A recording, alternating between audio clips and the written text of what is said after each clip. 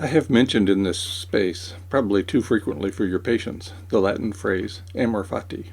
This phrase means, love my fate. It's an order from me to me, or, in your case, from yourself to yourself.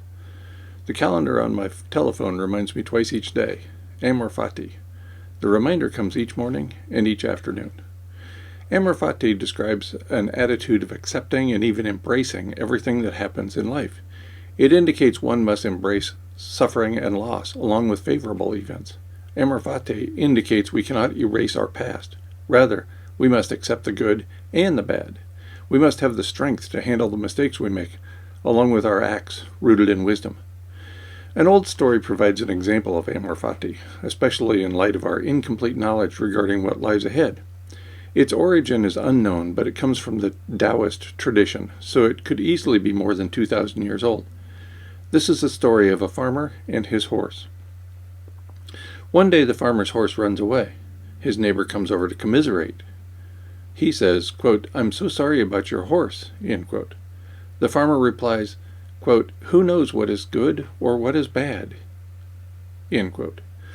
The neighbor is confused because this is clearly terrible. The horse was the most valuable thing owned by the farmer. The horse comes back the next day, accompanied by 12 feral horses. The neighbor comes back over to celebrate. Quote, "Congratulations on your great fortune," end quote. The farmer again replies, quote, "Who knows what is good or what is bad?" End quote. The next day the farmer's son is taming one of the wild horses. The son is thrown from his horse, thus breaking his leg.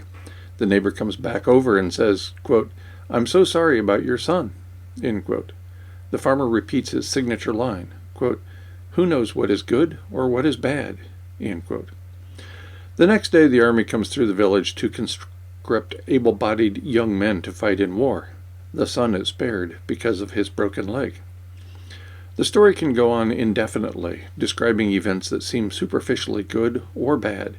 In every case, assigning value turns out to be short-sighted. The point is that we are quick to label events and experiences as good or bad.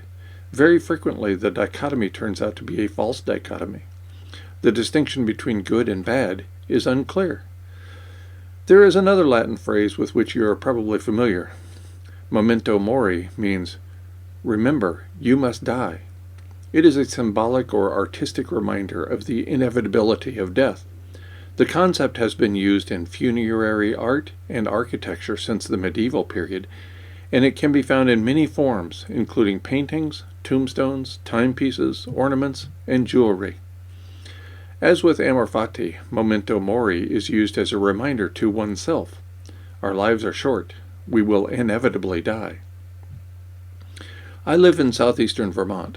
Across the Connecticut River is the state of New Hampshire. At least once each week I see New Hampshire's state motto on a license plate. Quote, "Live free or die," end quote.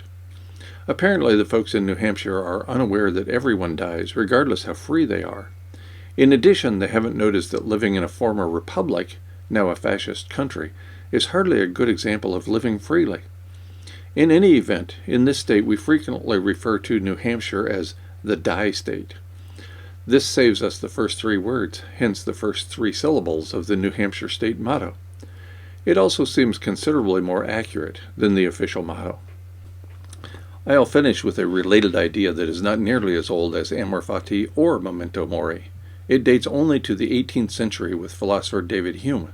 In his original written piece of philosophy, Hume presented a compelling case against miracles, and therefore against religion. Of Miracles was published in 1748 as an essay in the book An Inquiry Concerning Human Understandings. The 12th paragraph of this excellent essay contains this information. Quote, "A miracle is a violation of the laws of nature.